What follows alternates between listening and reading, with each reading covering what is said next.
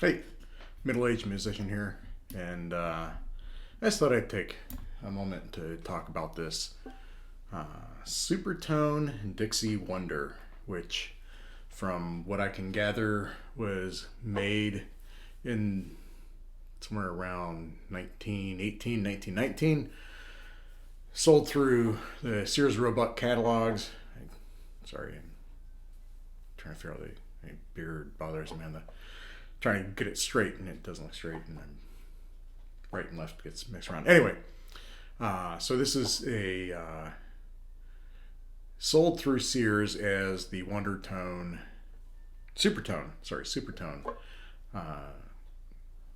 mark, which is what the banjo furthest away from me is also a SuperTone. That one's from the 20s. This one's from the 19 teens.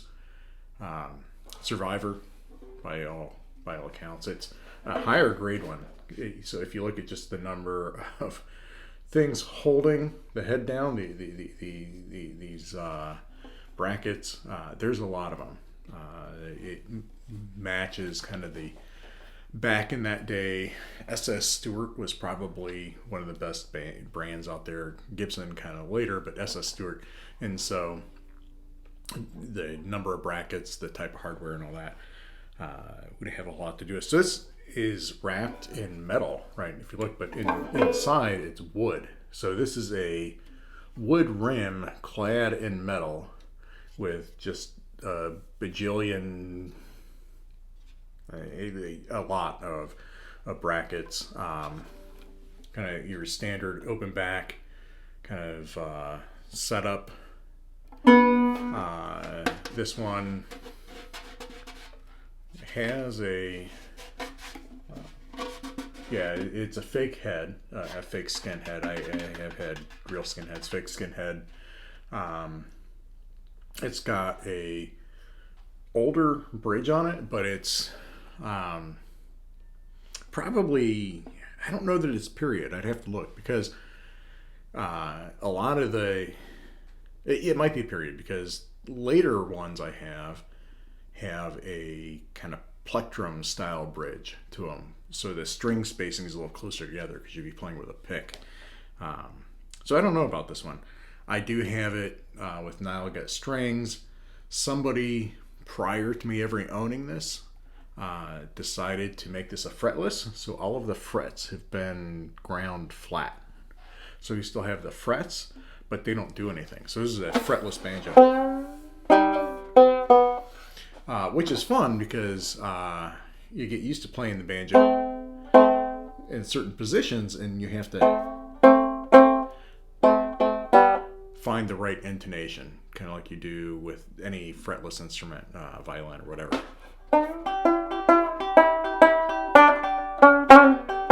Like, you wind up being flat. I figured out ways, I figured out how to, like, you figure it out, but I don't play it enough to really be adept at playing on the fretless. I have when I've had to. A note about this instrument is that it came with friction fit violin style pegs, including up here on the peg head. And I removed those. I still have them, but I wanted something a little easier to work with because those just adjust humidity and do all kinds of stuff. So I put these friction style modern tuners in there. I didn't modify anything about the headstock, where I always put the newer tuners in it.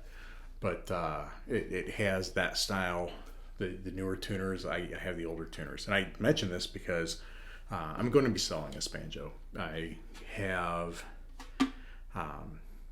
4 banjos at this point. I had the Pisgah banjo, which I had built for me, which I'm not going to sell. I have a Slingerland, which you might know as the Slingerland Drum Company, banjo from the 20s. And then I have 2 SuperTones. And I might not sell this one. I might sell the other one. I have to figure out. I might keep the fretless and sell the other one, but I don't need 2 SuperTones. And so I'm going to sell one of the 2. So I thought I would highlight this one.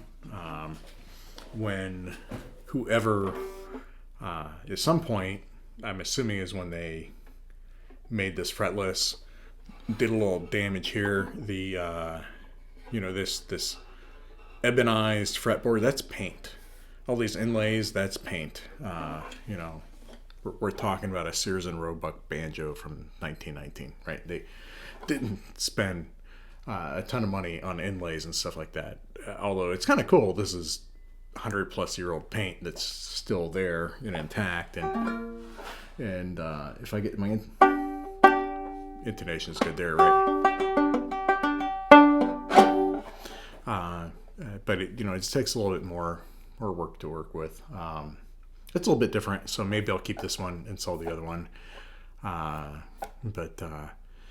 Yeah, so I thought I would put these banjos up. So I'll do the other SuperTone next. I have to do a little bit of repair on the other one. I loaned it out and it got some damage. And I feel like when you have these instruments that are 100 years old, 100 plus years old, when you buy them, you take on responsibility to be a caretaker. So I need to make sure that it's ready for the next person, that it doesn't leave my hands worse off than it came into my possession, right? So I feel a responsibility there. So this one is ready to go. That one's not. I've got a guitar I kind of have my eyes on. So we'll see. But anyway, Dixie Wonder. It's a cool banjo. This one's been modified, not by me. I'm not going to take responsibility for that.